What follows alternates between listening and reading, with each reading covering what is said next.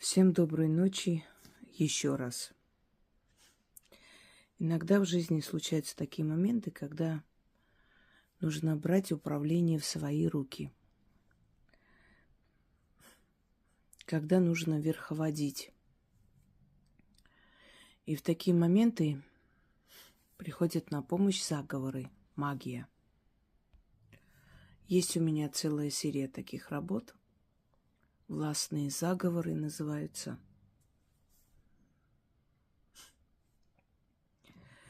Чтобы было по-моему, будет так, как я хочу. И много других работ, которые помогают людям быть важными, главными, и чтобы их воля была превыше воли тех людей, которые рядом. Если вы хотите на работе получить почет, чтобы вас уважали, конечно, если вы просто будете начитывать, а больше ничего не будете в этой жизни делать, понятное дело, что, может быть, какой-то эффект это возымеет, но ненадолго. Но если человек старается, делает, работает, и плюс ко всему еще и прибегает к помощи магии, то, естественно, все это вместе дает определенный эффект. Как я вам говорила, этот священный треугольник. Мысли, дела и слова должны совпасть. Тогда все получается. Так вот,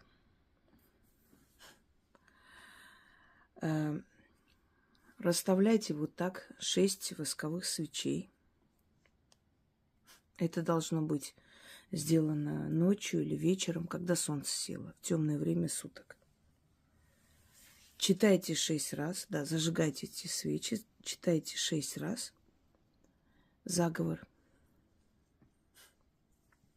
И ждете, пока до половины догорят хотя бы. Нужно потушить эти свечи,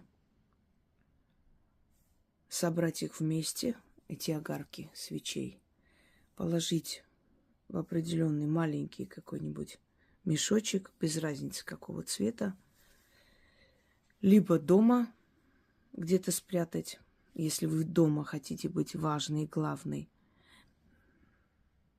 чтобы ваше слово было важнее слов других людей. Если вы хотите, чтобы ваши дети начали вас слушать,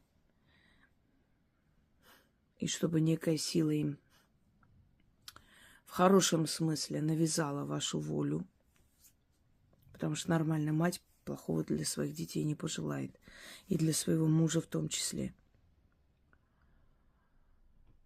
Тогда храните это дома. Повторяйте это время от времени. Вначале раз в 2 недели. Те огарки выкидываете просто. Значит, ставите новые, зажигайте, просите. То есть точно так же 6 раз заговор начитали. Ждете, пока хотя бы до половины догорят. Но нужно потушить гасилкой или пальцами. Не дуть на свечи ни в коем случае. Опять собирайте в мешочек и, значит, прячьте дома. Если на работе, чтобы у вас получалось, то носите на работу, прячьте где-нибудь. Или в сумке носите, чтобы там особых вопросов не было. Вначале повторите через 2 недели, посмотрите на эффект. Потом еще раз. Потом можно уже раз в месяц. Вначале можно чуть почаще. Вы заметите, что вас начнут слушать. Вот словно вот эта невидимая стена, которая между вами и людьми, она упадет. К вам начнут прислушиваться. Где-то вас побаиваться, где-то с почтением к вам относиться. Вы это заметите. Но дополняйте это, естественно, своим трудом, своим правильным поведением в жизни, чтобы эффект был такой, какой надо. Здесь есть определенные слова. Все холопы, значит, а я царь вам. Это не нужно понимать в плохом смысле. Магия вообще,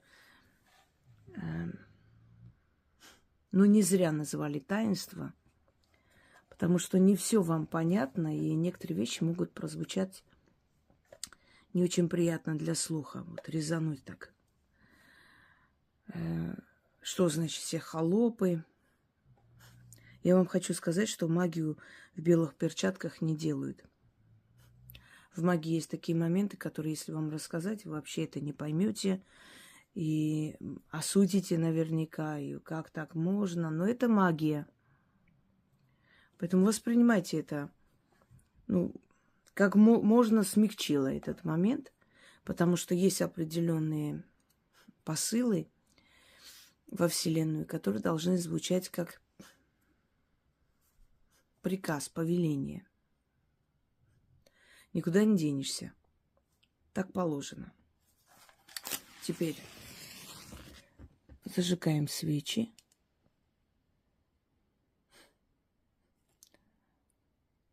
Можете провести, когда, если в комнате будут кошки, собаки, они не мешают в этом случае. Но желательно, чтобы чужое ухо это не слышало. Если помните, есть такое выражение: дело глаза боится. Вот такие вот работы, они не должны быть на виду ни у кого. Потому как, во-первых, вас могут завтра упрекнуть в том, что ты что-то на нас начитываешь. Кстати, такое можно делать и быть главной среди подруг. И такой комплекс бывает у женщин, когда они у слишком активной подруги. Вообще в дружбе одна лидер, другая ведомая, как правило. Даже если это две сильные женщины, одна другую слушается. Одна важнее, главнее в этой дружбе. Это всегда так, иначе дружбы не будет. Дружба – это всегда некое покровительство. Вот. И в браке также. Один любит, другой позволяет любить. Бывает, когда два человека действительно любят друг друга. Любовь тоже бывает разная. Есть привязанность, есть любовь к жене, как к матери, к материнскому началу, как к другу. Не все ограничивается страстью и желанием. Ну, как бы там ни было. И среди подруг вы можете это делать, но если вы покажете это, если вы, тем более при них, что-нибудь такое проведете, то сами понимаете, вы становитесь подозреваемым всегда во всех вопросах. Не надо этого делать и говорить. Это тайна, сохраните эту тайну в себе и не показывайте виду, что вы такими вещами занимаетесь. Как там, если говорят тебе ведьма, сделай вид, что ты обиделась, и обязательно скажи: еще не хватало такие глупости, я в такие глупости не верю. А сама сейчас, как там в фильме Иван Васильевич меняет профессию, да? Только вы в милицию не сообщайте. Что вы? Вот из этой серии. Самая эффективная магия, когда вы слишком много не болтаете, не рассказываете. Вот я так сделала, я то сделала. Некоторые умные женщины, в кавычках, мне пишут внизу: ой, я вот только что начитала на удачу, как думаете, получится? Я говорю: нет, не получится. Почему?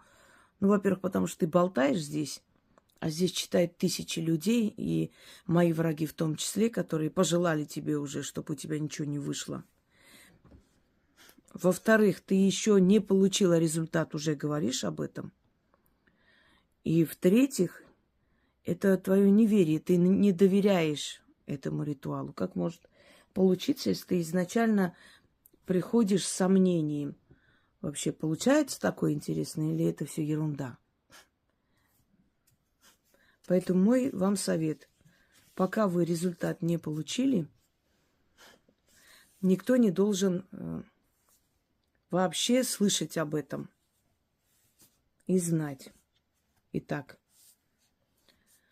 читайте 6 раз, ждете, пока догорит до половины, огарки свечей, забирайте в мешочек. Если на работу, то носите с собой.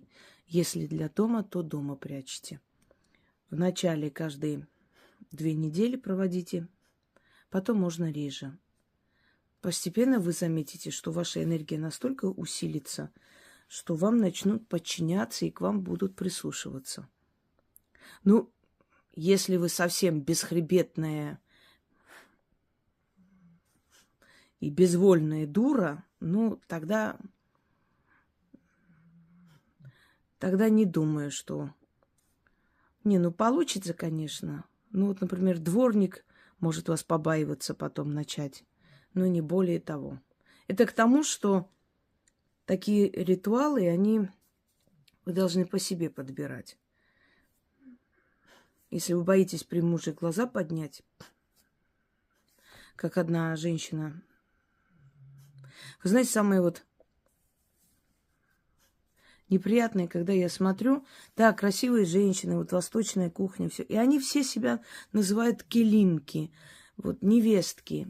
Это уже, в этом слове уже подчинение и рабство. То есть она видит себя в роли только невестки. Чистить, мыть, стирать, готовить, ублажать свекра, свекровь. Больше ни в чем ее роль не состоит. Это так удручающе, так жалко выглядит, что у женщины одна мечта – выйти замуж и кому-то подчиняться. И у кого-то спрашивать разрешение, можно я там пойду к маме, можно я пойду за хлебом.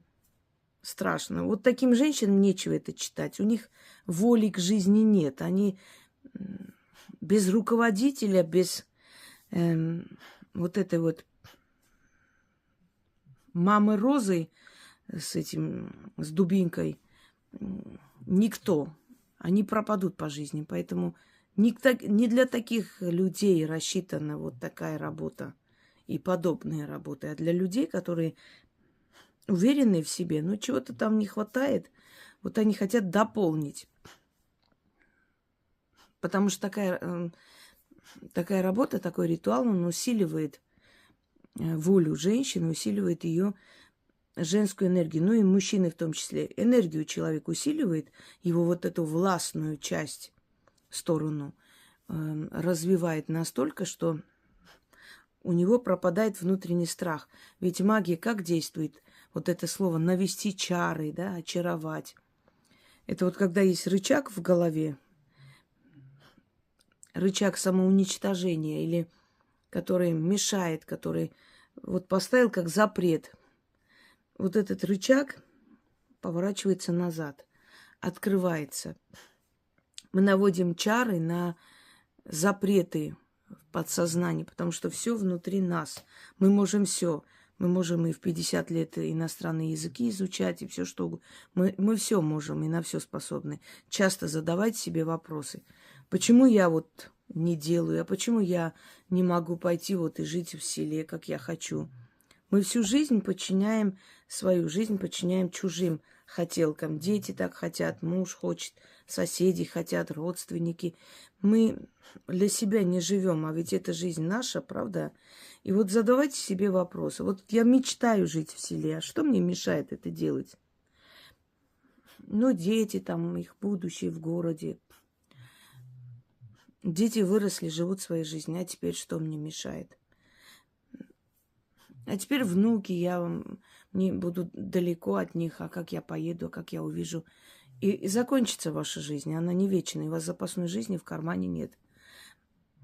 Вот для таких людей рассчитаны такие работы, сильных людей, которые хотят жить своей жизнью, не детей, не...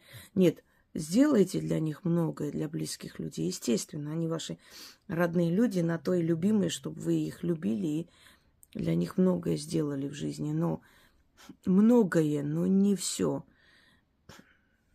Не кладите себя на алтарь, на растерзание, не горите, чтобы других согреть. Поверьте мне, никто не оценит.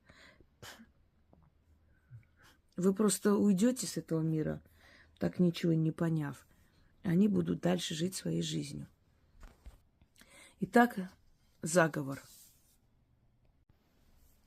Пришли к царю-батюшке князь, боярин, купец, стрелец, ростовщик, крестьянин, стали перед престолом царя. Склонили головы. Царь-государь приказы им дает. А те покорно стоят пред государем. Вот как князь, боярин, купец, стрелец, ростовщик, крестьянин перед царем склонились, так и предо мной народ склонится. Как эти свечи горят, плавятся и склоняются, так и народ склонится предо мной. Все мои холопы да слуги, а я ваш царь, государь, повелитель и господарь. Истинно так, заклято. Пришли к царю-батюшке князь, боярин, купец, стрелец, ростовщик, крестьянин, стали перед престолом царя. Склонили головы. Царь-государь приказы им дает. А те покорно стоят пред государем.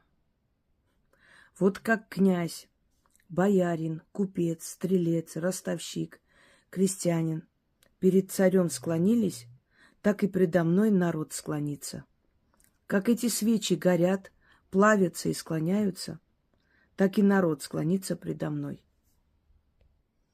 Все мои холопы да слуги, а я ваш царь, государь, повелитель и господарь. Истинно так, заклято. Пришли к царю-батюшке князь, боярин, купец, стрелец, ростовщик,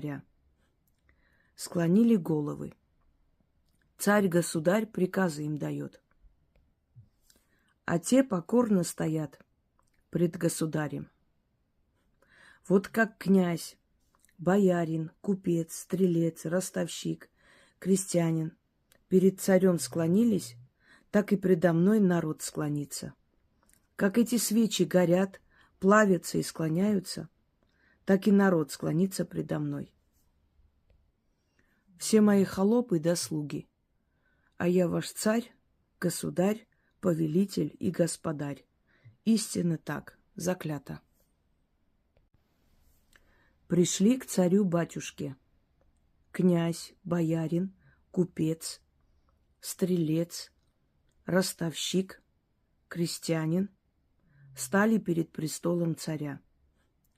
Склонили головы. Царь-государь приказы им дает. А те покорно стоят пред государем. Вот как князь, боярин, купец, стрелец, ростовщик, крестьянин перед царем склонились, так и предо мной народ склонится. Как эти свечи горят, плавятся и склоняются, так и народ склонится предо мной. Все мои холопы да слуги, а я ваш царь, государь, повелитель и господарь.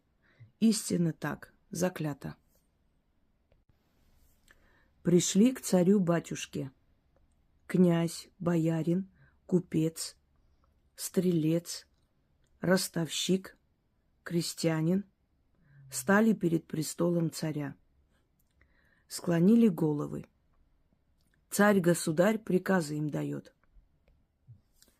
те покорно стоят пред государем.